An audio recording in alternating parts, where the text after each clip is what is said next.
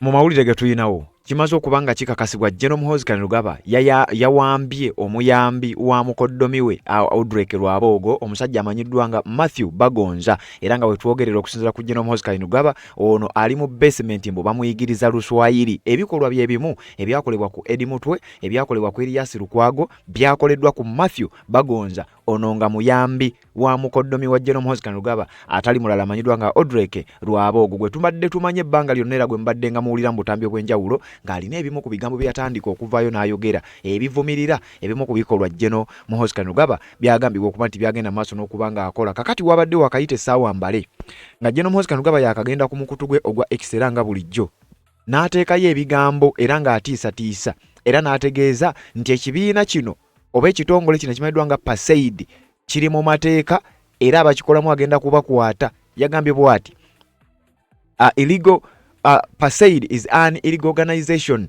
era n'ategeeza nti agenda kukwata detaining officials baakyo bonna ngera bwe yagenze maaso n'okuba nga akikola ekitongole kino oba katukiyita ekitongole kya PASAID kimanyiddwa nga Presidential Advisory Committee on Exports and Industrial Development era ng'ekitongole kino kyatandika mu mwaka gwa 2022 mwezi ogwokusatu kikulemberwa Audrey Lwaboogo ye chairperson waakyo ono nga ye muwabuzi wa General Kaguta Museveni ku nsonga za exports and industrial development banga buyinza okukiyita ate nga mutabani we oba Sani Iniro muka mwana mutabani we yawasa muwala we mukoddomi we kangambe mu njogere ennyangu kati General Muhoozi Kainerugaba ne Audrey Lwaboogo babadde nga bagambibwa okuba nti balina obutakkaanya bana ababiri tebakwatagana era ng'ebigambo byennyini obadde ng'obiwulira akalulu ka 2026 bwe kaali kakagwa Audrey Lwaboogo alina ebigambo bye yavaayo n'ayogera nga byefaanaanyiriza bannayuganda naddala ababadde balwanirira enkyukakyuka bye babadde nga boogera kyakalulu kabbiddwa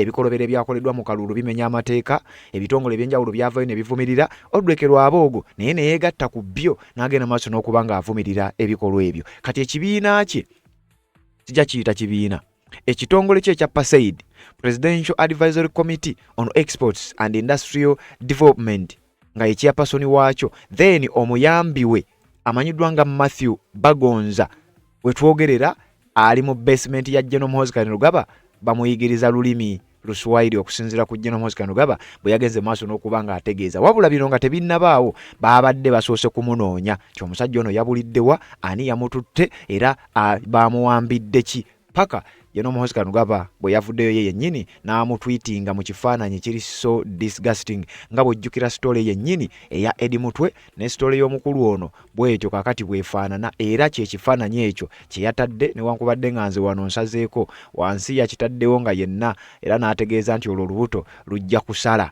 nga General Muhoozi Kainerugaba yennyini yayogera nti olubuto lujja kusala ajja kusala weiti oba ajja kusala olubuto asaaga kakati ebigambo ebyo abyagenze maaso n'okuba nga biwawaaza of course bangi amatu oluvannyuma lw'embeera egenda maaso mu ggwanga erya Uganda naye waliwo amawulire agasoose okufuluma nga Muhoozi tannayogera.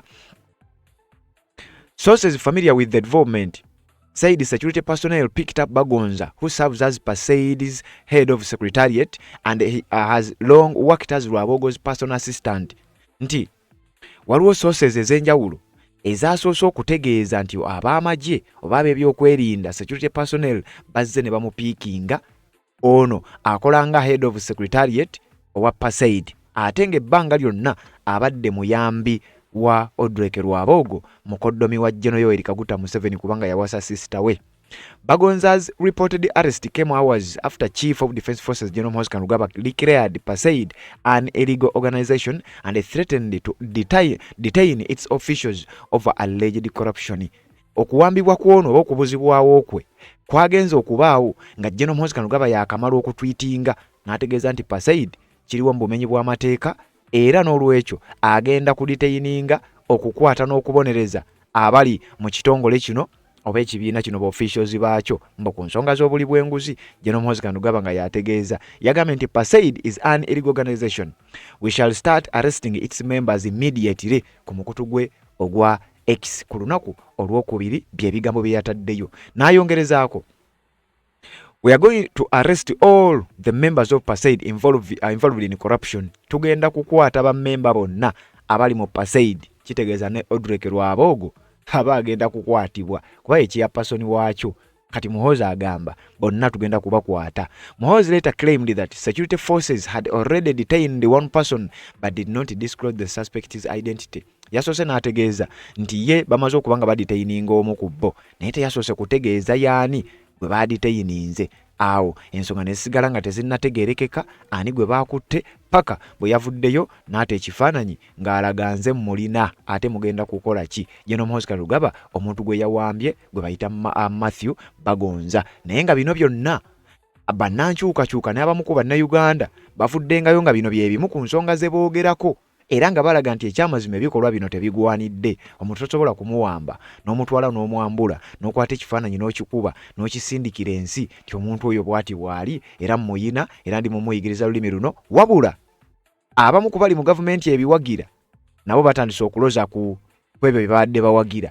Odreke Lwaboogo si kuwagira buwagizi, wabula katugambe nti y'omu ku bo alinga naye atandise okuloza ku ebyo byennyini bakama abe bye bamaze ebbanga nga bakola, newankubadde nga gye buvuddeko yavaayo n'abaako byayogera ng'olwalinga agenda maaso n'okuba nga yeegatta ku bannayuganda abavuddengayo ne bateekawo embeera naddala ku nsonga zino zennyini ze twogerako. Kati njagala okukutegeeza gwampuliriza. Odreke Lwaboogo n'omuyambi we boolekedde akaseera ak'akazigizigi era ekyagudde mu State House mbeera ya bunkenke kubanga omukulu yategeezezza nti tebinnaggwa, agenda kukwata buli muntu yenna ali mu kitongole kino ekya Pasaid naddala ng'ali involved mu nsonga z'obuli bw'enguzi, era bino byonna bikyagenda maaso n'okuba nga byapeninga. Kakati oluvannyuma lw'okuvaayo n'ategeeza nti ono nze mulina kiki ekyaddiridde. Ezimu ku nsonga ezikwata ku story eno ngenda zikuwa mu parts, era njagala otegeere bulungi okuva gye bitandikira paka gye bigenda okuba nga biggwa. Yagambye, "We have already arrested one of the criminals." Muraaleje bwati bwe yawandiise ng'ababuuza tuyina omu wa criminals oba ku bazzi b'emisango. Muraaleje oba abadde abategeeza ki?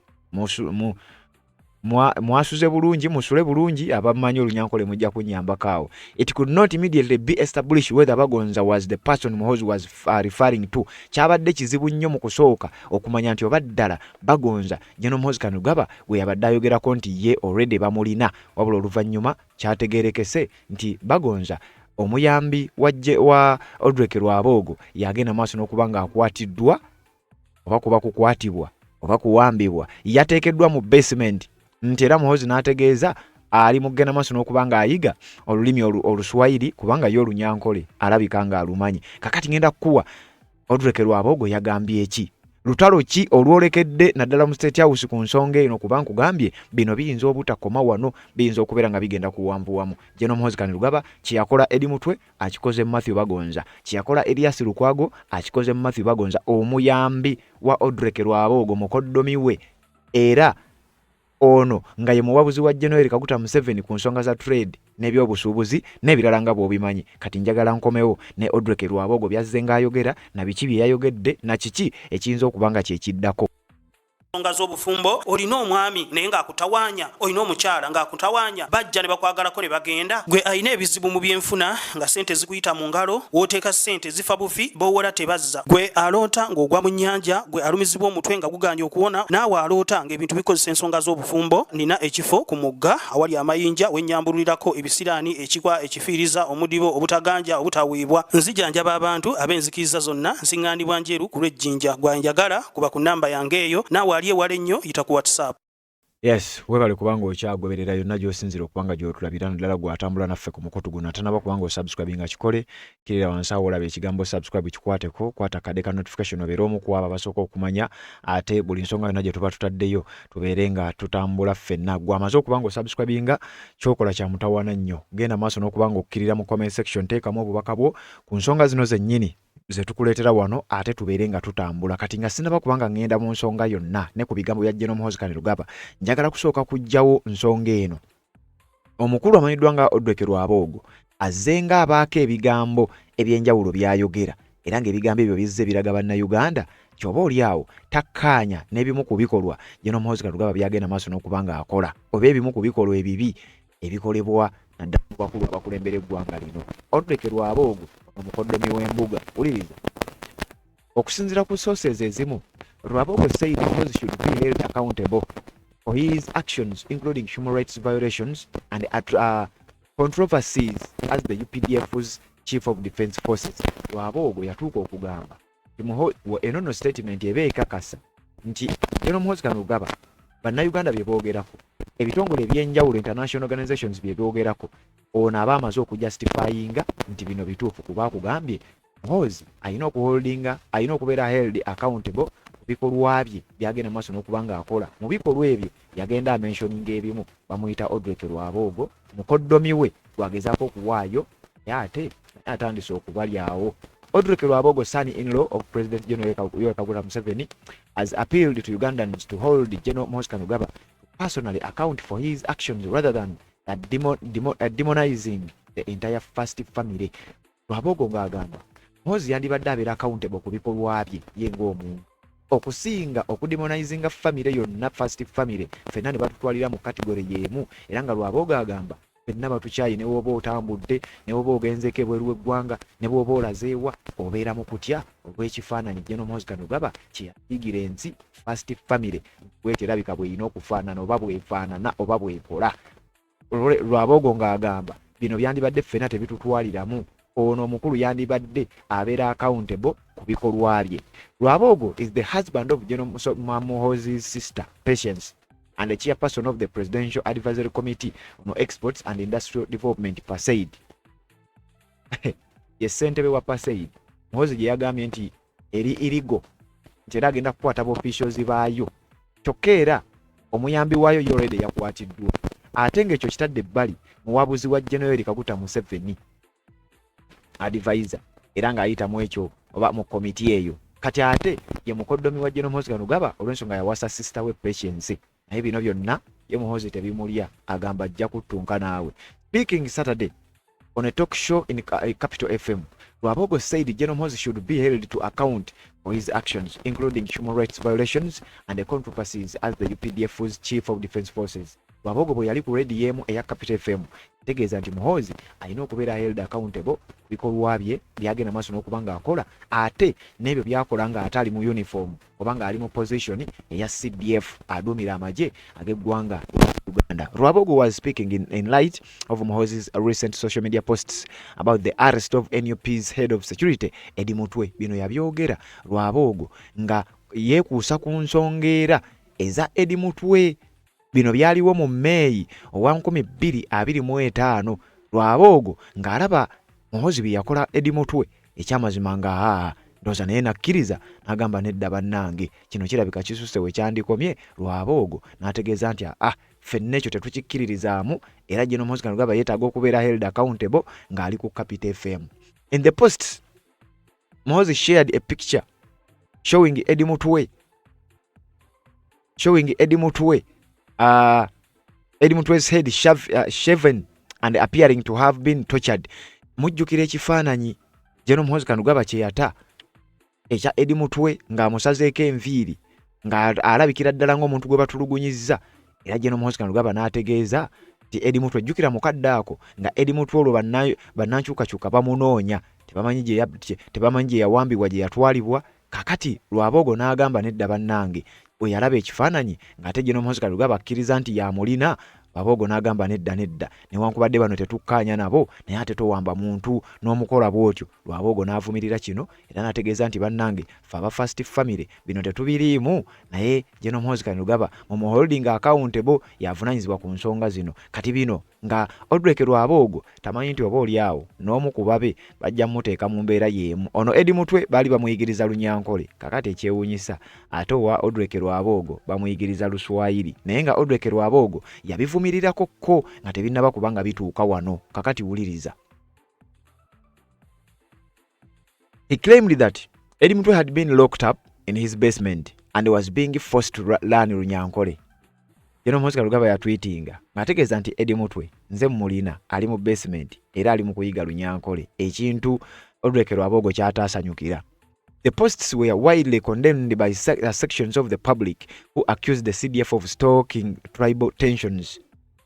Bannayuganda baavaayo bangi nnyo era mu bungi nga balabula General Muhoozi Kainerugaba n'okuvumirira ekikolwa ekyo ekyokukulembeza kwegamba ekyokuteekawo kye bayita tribal tensions. Mbono ndi mumuyigiriza Lunyankole, omusajja Muganda, kitegeeza byampaka, ebigambo ng'ebyo. On the radio, Lwabogo described this as one of the signs of the collapse of government institutions.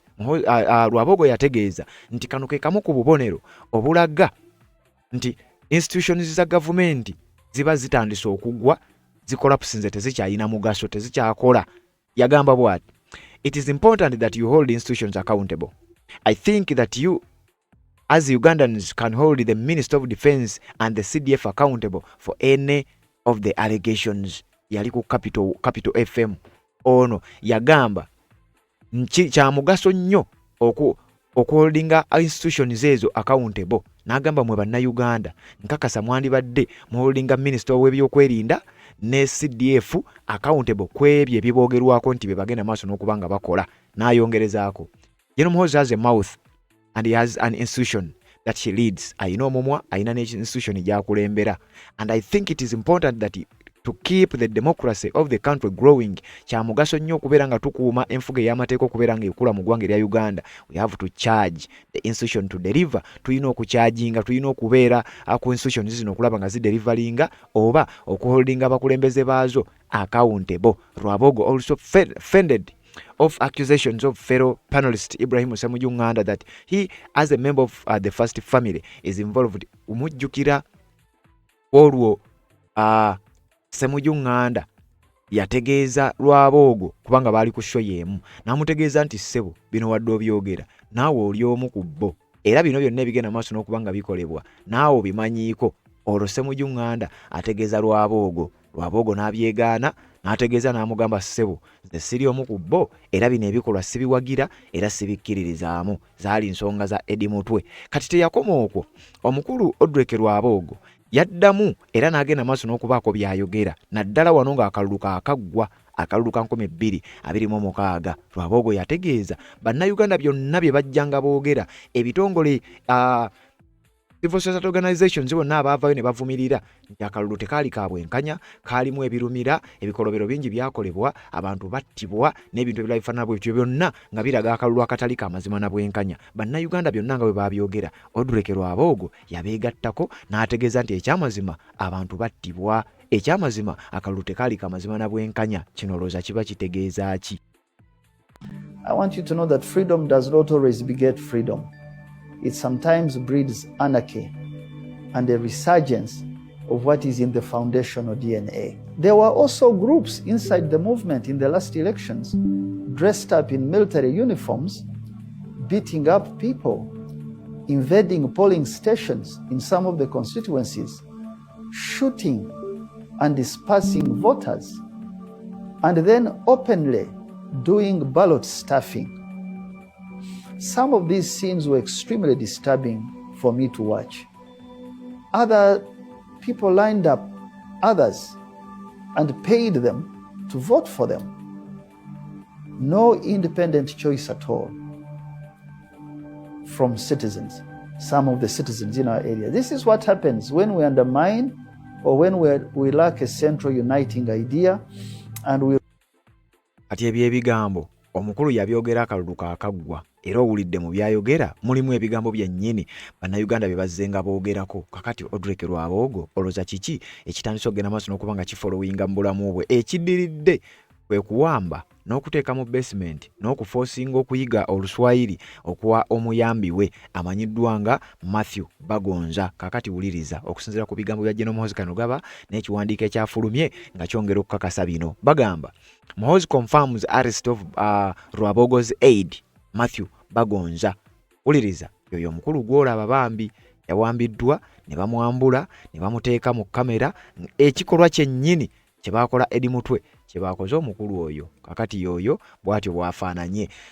Ekifaananyi ekyo General Muhoozi Kainerugaba ye yakitadde, in fact era ne woogenda ku mukutu gwe osobola okubeera ng'okisangako. Chief of Defence Forces General Muhoozi Kainerugaba has confirmed the arrest of Matthew Bagonza, a senior official at the Presidential Advisory Committee on Exports and Industrial Development and a close aide to its chairman Odrek Lwabogo. Muhoozi Kainerugaba yavuddeyo n'akakasa nga bwe yawambye Matthew Bagonza ono nga akolanga obanga omu ku ba senior officials mu kye bayita Presidential Advisory Committee on Export and Industrial Development ate nga abadde close aid oba muyambi nnyo owa mukoddomi wa General Muhoozi Kainerugaba amanyiddwa nga Audrey Lwabogo. Kakati wenjogerera Muhoozi yamaze dde okukakasa. Wuliriza. Muhoozi confirmed the detention early Wednesday by publishing a shirtless photograph of Bagonza on X. Ekyo kyolaba n'agamba you have this one learning Kiswahili. Muhoozi bw'atyo bwe yategeezezza. Yagambye ono ye tumulina ali mu kuyiga Luswayiri mpaka oba ayagala oba tayagala. Ebigambo ebyo yabitwitinze ku mukutu gwe ogwa X ng'ategeeza nti ono tumulina. Jjukira yabadde yamaze dde okutwitinga ng'agamba nti ekitongole kino ekya PASAID kiri irigo, n'olwekubeera nti kiri irigo ngenda kutandika okukwata officials baakyo era zabadde teziribusa. Ono Matthew Bagonza ye n'azigwamu kyokka nga muyambi wa mukoddomi we yamukutte bw'atyo n'amuteeka ate mu basement agenda mu maaso n'okuba nga amuyigiriza Luswayiri nga bwe yagambye. The Post confirmed reports that security personnel had arrested Bagonza from his home in Entebbe on Tuesday. Wuliriza. The Post yakakasizza reports ezabadde zoogerwa nti ab'ebyokwerinda looza akusingira ddala aba SFC balumbye Matthew Bagonza mu makaage agasangibwa Entebbe lunaku olwokubiri ne bagenda maaso n'okuba nga bamuwamba. Kakati byabadde bikyali byambu kati wano General Muhoozi Kainerugaba ye yennyini n'agenda maaso n'okuba nga yeekonfamingira nti ono nze mulina era ali mu basement ayiga Luswayiri. However, Muhoozi did not disclose where he was being held, which security agency had detained him, or the offense he was accused of committing.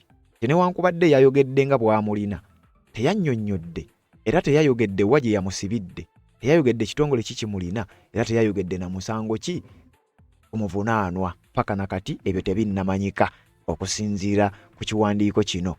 Bagonza heads the PASAID Secretariat and has worked closely with Lwabogo as his personal assistant.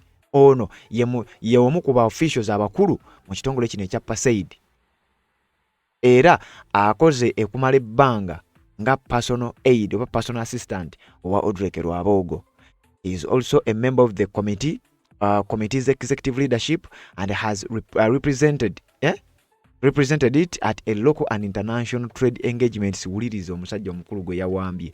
Omusajja ono takola bukozi nga omu ku bakulu mu institution eno oba ng'omuyambi wa Lwabogo.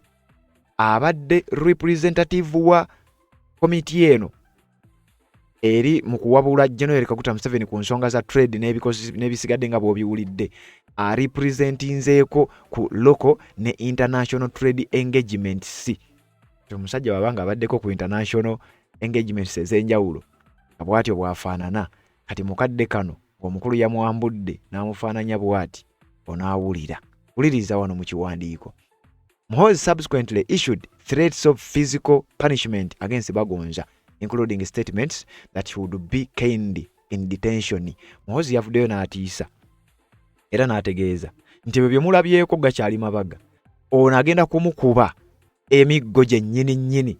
Era waliwo post yemu oba tweet yemu omukulu gye yayogedde yatweetingidde ng'ategeeza ng'ono bwe bagenda okumukuba embooko. Kyokka ate teyakomyawo n'ategeeza nti Lwabogo yaddako ako nako ngenda kukakulaga. Wabula yategeezezza nti ono agenda kugabana emiggo.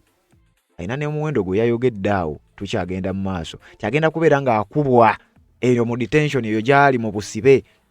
He also threatened Lwabogo with arrest if he contacted security officials without the army chief approval. Jukira bino ndowooza bwe byabaddeewo kati kino nze nteebereza buteebereza. Lwabogo ono alabika yakubidde ku b'ebyokwerinda. Ababuuza ani awambye omuntu nga bw'omanyi munnange naye simanya first family simanya bikoze bitya. Kati oba General Muhoozi Kainerugaba n'amanya n'agenderawo ku mukutu gwe ogwa X n'ategeeza singa Lwabogo okukuba essimu bw'aba yakubidde essimu ow'amagye yenna oba ekitongole kyonna eky'ebyokwerinda nga talina approval yange naye ngenda kumukwata. Yagambye the next time Lwabogo dares to call any security officer without my approval he will be arrested. Nti omulundi oguddako omulundi omulala Lwabogo waaliddamu n'akubira security officer yenna without my approval agenda kubeera nga akwatibwa singa Lwabogo akiddamu n'akuba essimu ng'akubira ow'ebyokwerinda yenna nga talina approval ya Muhoozi Kainerugaba ajja kuba nga akwatibwa. The statement appeared to suggest that Lwabogo had attempted to contact security officers following the detention of his aide. Kyenkugambye kino kiraga oluvannyuma lwa Lwabogo okuwulira amawulire nti omuyambi walabika yawambiddwa, ndowooza aliko ab'ebyokwerinda be yakubidde ng'ababuuza ku muntu we yawambiddwa. Kati wano ndowooza Muhoozi we yabitegedde n'agamba kati oddangamu n'okikola okubira ow'ebyokwerinda yenna ng'omubuuza nga tolina lukusa. Kitegeeza bwe ndiddamu okuwamba omuntu wo yenna oba oyagala okubaako ab'ebyokwerinda b'obuuza ate olina kusooka kutuuka wange nze nina okusooka okukkiriza. Bagonza's arrest came shortly after Muhoozi declared Pasaid as an illegal organization and announced that its members accused of corruption would be detained. Pasaid is an illegal organization. We shall start arresting its members immediately. Muhoozi bw'atyo bwe yatwitinze era n'ayongerako ng'agamba we are going to arrest all the members of Pasaid involved in corruption. Yabadde yakategeeza nga bwe kiriwo mu bumenyi bw'amateeka ti era agenda kukwata n'abammemba baakyo bonna oba officials baakyo abagenda maaso n'okuba nga bakola naddala abo abaana connectingiddwa ku nsonga z'obuli bw'enguzi. He later announced that one person had been arrested. Maaso awo yazzeemu n'ategeeza omuntu omu ye mulina naye teyasoose kutegeeza ani oyo. We have already arrested one of the criminals. Murareje, Muhoozi said, using a Runyankore Ruchiga expression meaning good night. Murareje kitegeeza good night. Yagambye nti omu kuba criminals tumulina Murareje toza nategeeza nti musule bulungi bw'atyo bwe yatwitinze omukutu gwe ogwa X. Uliriza. The photograph posted on Wednesday established that the person in custody was Bagonza. Ekifaananyi we yakiteeredde ng'amwambudde ng'atunula bw'atyo yongera okukakasa kyone yabadde awambiddwa yabadde Matthew Bagonza. Kati wulira wano. The detention marks a sharp escalation in the growing confrontation between Muhoozi and Lwabogo, who are brothers-in-law and prominent members of General Yoweri Kaguta Museveni's family. Nti kino kyongedde okulaba nga kireetawo confrontation oba obunkenke naddala wakati w'abana ababiri okulwanagana okukuubagana okukontana wakati w'ababiri bano nga bakoddomi n'abakoddomi ate nga bonna ba prominent members aba family ya General Yoweri Kaguta Museveni. Lwabogo, who is married to Museveni's daughter Patience, shares Pasaid, while Muhoozi is the president's son and the CDF. Nti Lwabogo yawasa muwala wa General Kaguta Museveni ameddwa nga Patience era yakulira kye bayita Pasaid. Kyokka ate Muhoozi ye mutabani wa Museveni era yakulira amagye. Pasaid was established by Museveni in March 2024 to identify foreign markets for Ugandan products, improve export standards and promote industrial development. Mu 2022 ogwokusatu General Museveni kennyini ye yateekawo ba ye establishing ekitongole kino ekya Pasaid okulaba nga kimuyambako oba nga kiyambako okulaba nga ba identifying kye bayita foreign markets eri ebyamaguzi bya Uganda okubifunira akatale ebweru n'okwongeza omutindo n'ebisigadde bifaanana bwe bityo. Kati ekitongole ekyo ye yakyeteerawo. Its program include Uganda Connect to Trade Hubs, buyers, conferences and support for export-oriented enterprises. Ekitongole kino kiyambako oba kyateekebwawo kiyambeko okuyunga bannayuganda ku butale obuli international n'ebintu ebirala ebyefaananyiriza bwe bityo. The committee has not been formally dissolved by the president and Muhoozi did not cite any government or court decision declaring it illegal. Committee eno eya Pasaid tennaba kubeera dissolved kyoba Museveni yagiggyewo nti oba emenya amateeka. Tewaliwo kooti yonna yagenze maaso n'okuba nga egirangirira nti erina obuzibu oba irigo wabula ye General Muhoozi Kainerugaba yasinzidde ku ye nga ye n'agenda maaso n'okuba nga ate agirangirira nti eri irigo era n'ategeeza nga bw'agenda okukwata abantu abagirimu era be yatandikiddeko be bamu ku officials okuli omukulu Matthew Bagonza omuyambi wa mukoddomi we amanyiddwa nga Odrek Lwabogo kakati we twogerera ali mabega wa Metayimbwa. Police and the military had not released an official statement explaining the illegal basis for Bagonza's detention by publication time. Amagye oba police tewaliyo n'omu yavuddeyo era sikiwa nti waliyo n'omu asobola akufulumya statement yonna eri official ku nsonga z'omukulu amanyiddwa nga Matthew Bagonza eyagenze maaso n'okuba nga awambibwa. Sisuubira nti waliyo asobola kubanga nabo munnange nabo balabika okuba nga batya It was also unclear whether he had been granted access to his family or lawyers. Tekimanyiddwa omukulu ono yakkiriziddwa n'okutuuka ku baffamire ye oba abalooya be tewali n'omu amanyi. Neither Rwabogo nor Pasaid had publicly responded. Tewaliiwo n'omu kaabeere Rwabogo yennyini eyafunye embavu okurespondinga ku bigambo ne tweets eza General Muhoozi Kainerugaba ze yatwitinze. Kitegeeza omusajja yandigenda bw'atyo era ne watabaawo ayogera kubanga bonna okutya kwe kugambibwa okuba nti kubajjudde ate nga kizibu nnyo omuntu yenna ku bano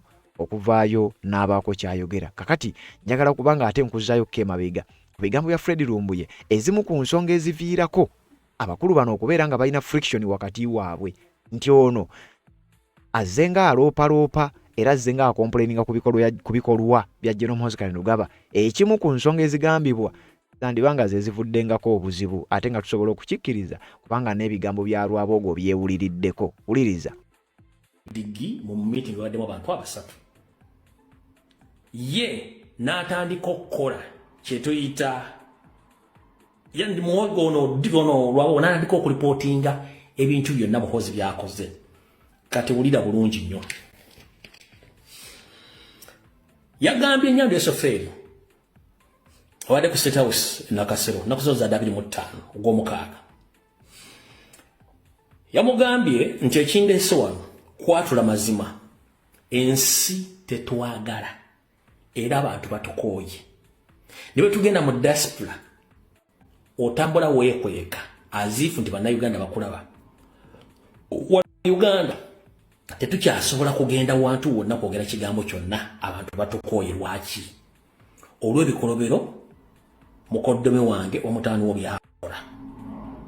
N'amugamba nti mu kulonda okuwedde kuno kubaatubba n'aloopa mukoddomi mu maaso gaaki. N'amugamba nti mukoddomi wange oyo mu kulonda okuwedde yakola effujjo lingi era alina okuyimirizibwa. Fujjo kiri yakola.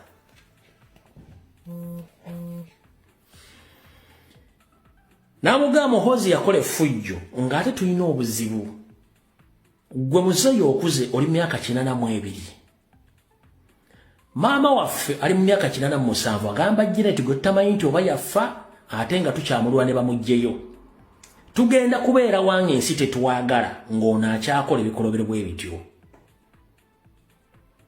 N'ategeeza kitaawe amuzaalira omuwala Museveni n'amugamba Muhoozi alina amakomera agagenga omuntu okwetoola eggwanga lyonna. Era mu kalwa akawedde yawamba abantu abasukka mu 2,000. Abantu abasukka mu 2,000. Era bano nga bali mu torture chambers ne mu police cells across the country tebawozesebwa. Era bogenda ku police bakugamba nti oyo musibe wa Muhoozi bali abasibe ba Muhoozi eriyo nabali makomera nga tebawozesebwanga tebalina case file wonna mu makomera. Ekyo ono Rwabogo aloopa mukoddomi we ewa kitaawe nejjukira ono awasaayo buwasa. So tali part of the family awasaayo buwasa. N'amugamba yakwata abantu abasukka mu 2,000 bali mu different torture chambers kubanga alina amakomera agage across the country n'abali mu police cells nga bogenda ku police bagamba nti omusibu wa Muhoozi makomera baganda bana basiba Muhoozi abala bali mu torture chambers ez'enjawulo. Ekyo n'akimuwaabira.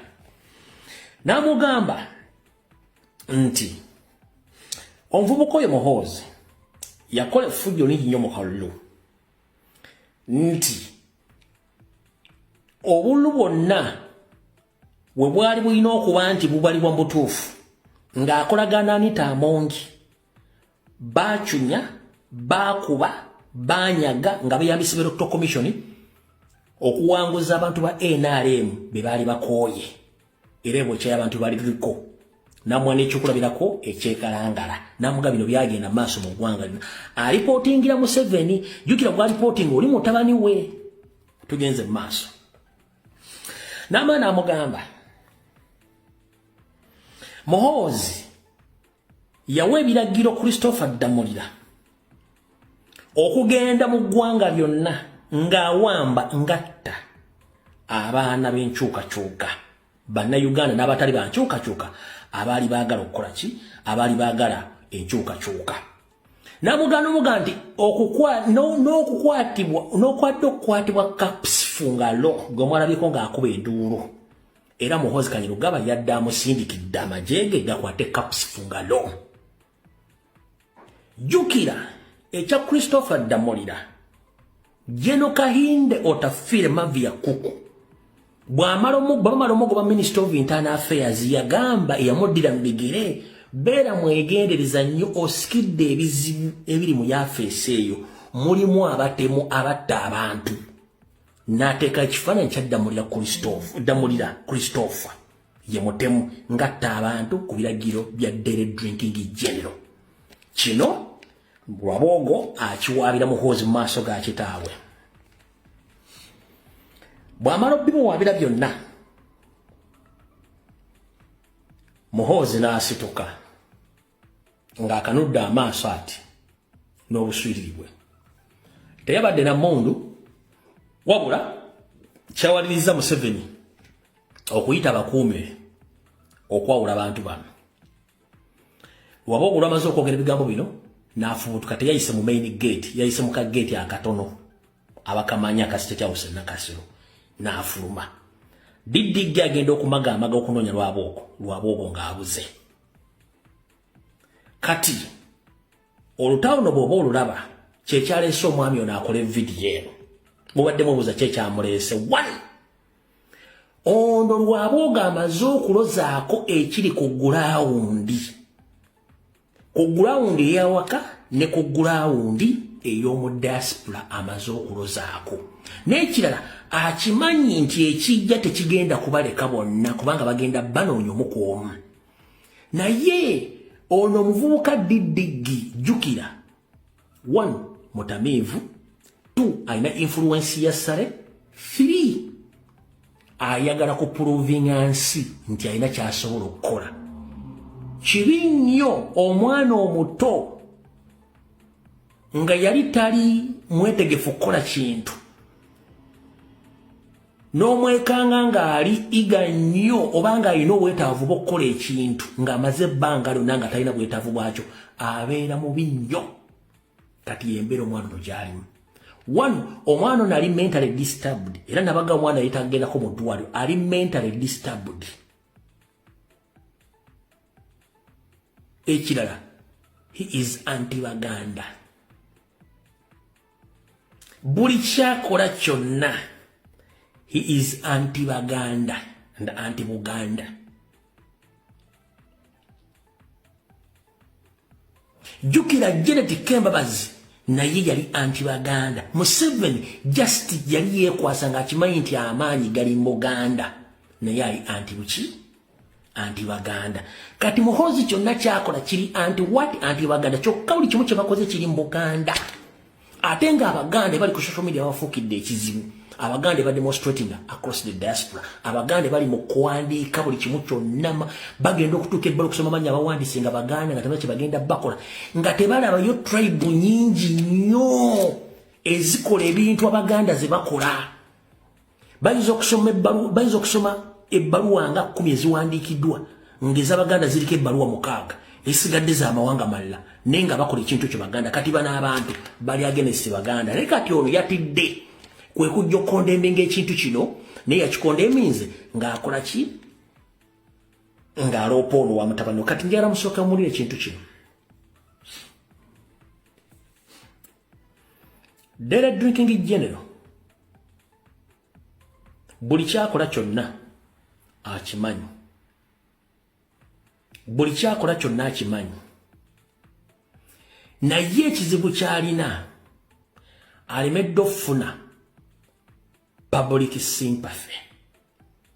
Kyova olaba akutte ssente mwe gye mutamanyi gye ziva azitadde ku social media kuliko abamuwugira obunyama.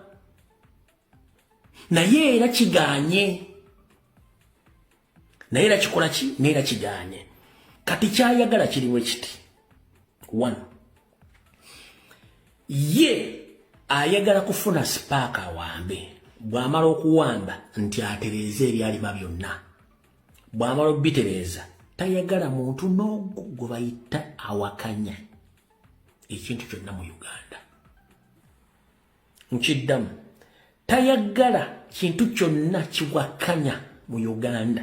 Ekintu ekiwakanya kye bayita opposition oba challenger oba anyone who can challenge him. So Muhoozi is anti-opposition. So the other two gentlemen who wanted to table a new bill of how to elect the leader of opposition, they are working in orders of Muhoozi Kainerugaba. But unfortunately, I think they can't be successful.